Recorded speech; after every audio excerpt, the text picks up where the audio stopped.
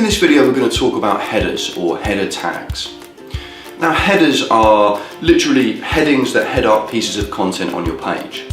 They're defined by using a specific piece of HTML code, and we typically refer to them in two categories. The first being the H1 header. Now as the code on the screen shows, this is just a simple bracket open and close with H1 inside, and this denotes the most important or the primary title on the page, hence the 1.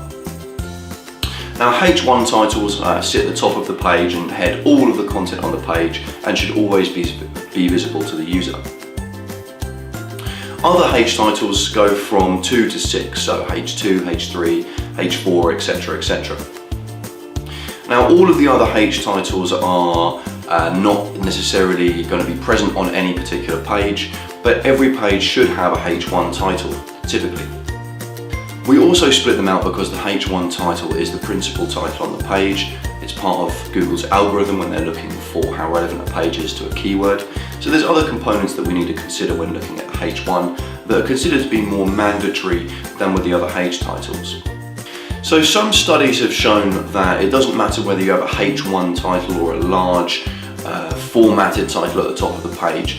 It tends to have a similar sort of impact to your overall ability to rank for the target keyword that's contained within it. That said, we do typically recommend that you use at least one H1 title on a page. The only times where you can use more than one H1 title are under specific conditions where your page is using HTML5 and you have specific reason to do so. Typically there should be only one H1 title on the page. It is the principal title on the page, and adding more H1s with different keywords can diffuse the overall relevance that your page has to that target keyword. So as you probably figured out, you do need to include your target keyword, or at least the principal or primary target keyword, within the header tag or within the H1 header tag on the page. But it's not exactly the same as a page title where you just separate keywords, primary, secondary, tertiary with a hyphen or a pipe. A H1 title should be a bit more descriptive of the content on the page. It's fine just to use the principal keyword within the H1 title, but it's not acceptable just to use it as a dumping ground for other keywords. It should make sense to the user that the user will be reading it when it's on the page. So with regards to the other H titles, again, you don't have to use these on the page, but if you're using a significant amount of content, or you're going to head up chunks of that content, then you should use other H titles. Now if you're going to use other H titles such as the H2 and H3, it's very rare to get down to H6 due to the structure that is required to necessitate such a title. There's a specific formula that you need to use when implementing header tags on a page if you're using more than one header tag. They sit in a kind of nested hierarchy, so H2s sit under H1s and H3s sit under H2s. We don't mean this physically on the page because you might have multiple H3s under a H2 and then another H2. The format for this should be that H2 title sits logically under the H1 and the H3 sit logically under that. So if we were to apply this to an example and take the address of where you live, we could have the H1 as the country, so we could say Australia, H2 is New South Wales, H3 is Sydney, the H4 is Bondi, and then the H5 and 6 are maybe the suburb and street address.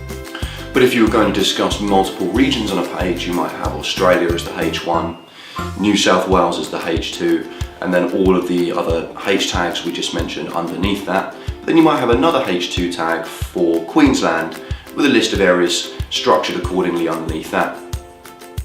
Implementing header tags in this way allows Google to more effectively and more easily determine the structure of your content, the nature, the semantics of your content, what it's about, and it also provides opportunities to target keywords.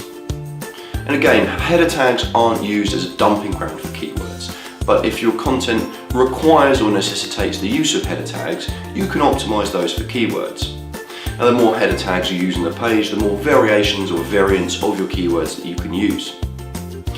If you're starting to use a keyword a little bit too much on a page, or it doesn't fit naturally into a sentence, sometimes you can use that in a H header tag more effectively or more naturally than you can in a sentence structure. So headers offer some opportunity to optimize for target keywords. So let's get on to some of the problems that we most commonly see with header tags. From our experience, the most common by far is just a misuse of headers throughout the site. Headers can be used in templated sections where they're not heading up bits of content, and they're typically used just to style the font rather than using CSS or inline HTML or inline CSS. This is an incorrect use of header tags. Header tags should only be used to head up pieces of content. They should follow the logical structure. They typically shouldn't be in templated regions, and they shouldn't be used to format text. They should always be visible to the page. They're designed to be used and read by the user, so hiding or having them be invisible is also a poor idea.